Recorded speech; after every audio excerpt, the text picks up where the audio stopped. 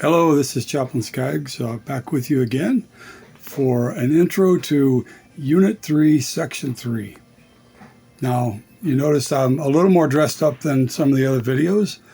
That's because the first thing we're talking about is public events. What are some of the public events that you might think a chaplain would do? Any kind of ceremony, any kind of celebration, maybe a building ribbon cutting or opening. Might be all holiday celebrations. So you want to dress up appropriately.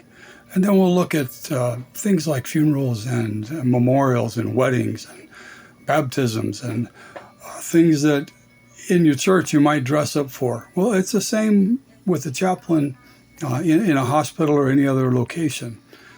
Dress appropriately with the group that you're with.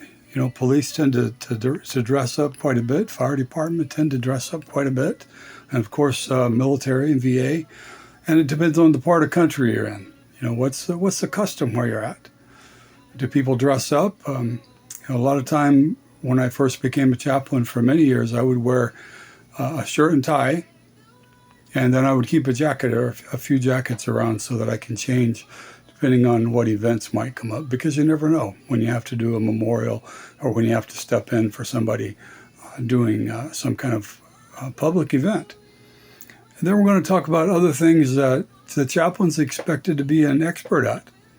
One of those is ethics, confidentiality, the chaplain's legal reporting requirements, these kinds of things, suicide prevention, something about PTSD and moral injury. So we'll spend some time in this section. It's a little longer than others, but don't worry, you'll get through it and you'll have a little break when you get into the next few sections. But think about this, look at all the charts, look at the websites that are included, and be ready. Maybe you have questions and you want to bring those up at some point to someone, a chaplain that you know, or to maybe the Global University to answer. But this is an exciting section, one that is really near and dear to my heart. Again, dress appropriately and get ready to represent God in all these situations. You have a great opportunity to not only represent your faith and the Lord and your organization, but you get an opportunity to meet people that are in need. People that come to these events, people that are on various boards with you and committees with you.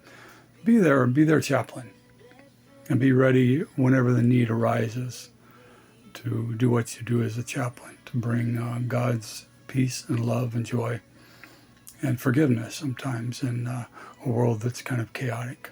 God bless you as you charge into this large unit. You endure, you'll get done. And I'll see you at the next module. God bless you.